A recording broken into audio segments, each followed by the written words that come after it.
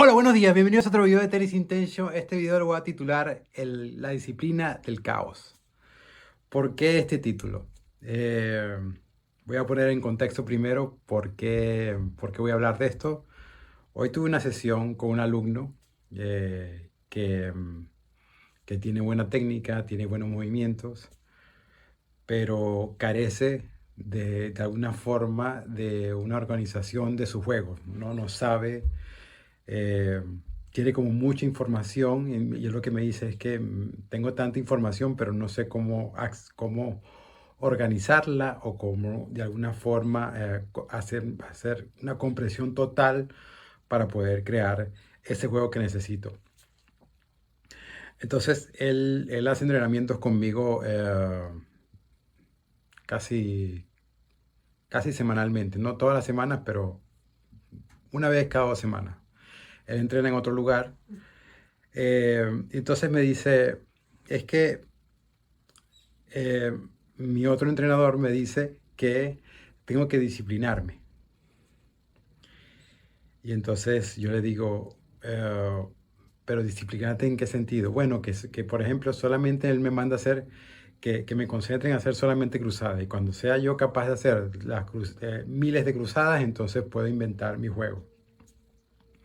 Y yo le digo, ok, pero ¿qué tal si lo que haces, lo que disciplinas es tu manera de jugar?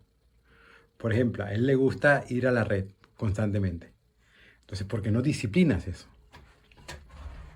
Y me dice, pero es que en mi anterior partido hice eso, hizo en el primer game, hice eso de ir a la red y perdí tres pelotas, 3 puntos y ya dejé de ir a la red. Entonces la pregunta, aquí es que nace esta pregunta, la disciplina del caos. Si a este jugador le gusta ir a la red, se siente cómodo, de alguna forma su juego está allí y lo practica y lo pone en práctica en un partido, pero a la tercera que falla, deja de hacerlo, ahí es donde está la disciplina del caos. ¿Por qué? Porque de alguna forma un jugador hoy en día que vaya a la red, que sea un jugador de red, es de alguna forma ya fuera de la caja.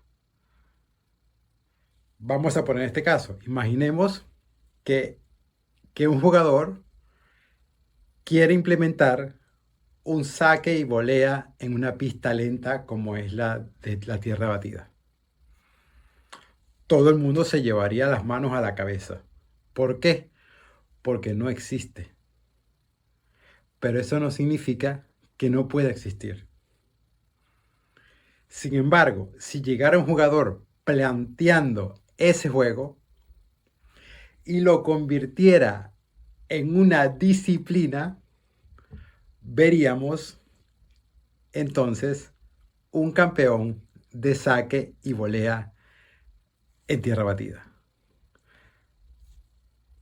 ¿Por qué? Por muchos motivos.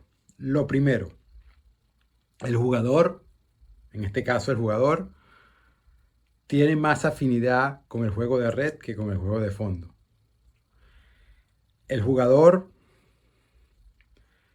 puede crear más juego en la red que en el fondo. El jugador puede dar una identidad nueva al juego. El jugador puede crear el juego. ¿Qué pasaría si sucediera este caso? Que un jugador de saque y red gane, por ejemplo, el Roland Garros. ¿Este jugador crearía un nuevo juego? Por supuesto. ¿Lo olvidaría? Por supuesto que no. Porque el tenis se está escribiendo con él. Y eso es lo que hago hincapié en este canal. Nosotros, vuelvo y lo repito, nosotros tenemos que crear el juego. Porque al crear el juego creamos una identidad propia que hace que el juego se alimente. Si lo que hacemos, pero ¿qué es lo que hacen en las academias? Disciplinar la regla. El que tiene le intentan equilibrar y el que no tiene le intentan inducir, para mantener una estabilidad, un equilibrio en la escuela. Pero ¿qué pasa con esto? Que no estamos potenciando a ninguno de los dos. Estamos haciendo jugadores mediocres. Porque no estamos escuchando al jugador. No tenemos que enseñar al jugador. Tenemos que despertarlo. Cuando nosotros despertamos al jugador, no hay manera de pararlo. Porque está en una sincronía total. Y cuando recordemos que cuando hay sincronía total, hay juego, hay creación. Pero para que eso suceda, el jugador tiene que estar alineado entre sus acciones y sus pensamientos para que eso se dé. Entonces, si a un jugador que le gusta estar en la red, pero está jugando en tierra batida, le dicen que eso no se puede hacer, ¿qué estamos haciendo con el jugador? El jugador te está diciendo algo y tú le estás diciendo lo contrario. No estás escuchando, no lo vas a despertar, lo vas a minimizar. Y eso es lo que hacemos en todas las academias del mundo. No maximizamos a los jugadores. Intentamos hacer medias, igualarlos. Hacer un patrón. Y no hablo de hacer un patrón de juego donde tú tienes un esquema de cómo recrear ese juego, sino un patrón para quitar al que no, para quitarle al que tiene, para darle al que no tiene. ¿Y qué tal si al que tiene le damos más y al que no tiene le damos más también? Entonces sería otra cosa totalmente distinta. Naturalmente que el que tiene y le das más, naturalmente que sería un mejor jugador. Pero este que no tiene y le das más, podría ser un mejor jugador que el anterior. Entonces, ¿por qué titulo este video La disciplina del caos? Porque debemos disciplinar esa forma única que tiene el jugador de crear el juego. Y para ello debemos escuchar, no debemos enseñar nada, porque el jugador ya tiene el juego en sí. Lo único que nosotros necesitamos es despertarlo. Despertar esa llama que encienda todo. Porque una vez que eso se logra, ya el jugador sabe cómo recrear el juego y solamente va a estar constantemente intentando recrear esa manera para que se dé el juego. Unas veces lo conseguirá más que otras, pero siempre estará allí. Entonces, eso es interesante, que el caos es lo que te da el juego. Y una vez que eres capaz de estar constantemente en ese caos y disciplinas ese caos, entonces tienes una forma de jugar, tienes una identidad de jugar, tienes una forma de creación, alimentas el juego. Y el juego se construye con tu historia. Porque una vez que tú logras eso, ya el juego cambia para siempre. Y tú, como jugador, formas parte de esa historia del tenis. ¿Cuántos jugadores recordamos hoy en día del tenis? Recordamos a Agassi, cambió el tenis. Pete Sampras cambió el tenis. Arthur Ashe cambió el tenis. Los recordamos, no están, pero la historia se cuenta a través de ellos. Rafa Nadal, Roger Federer, lo más reciente.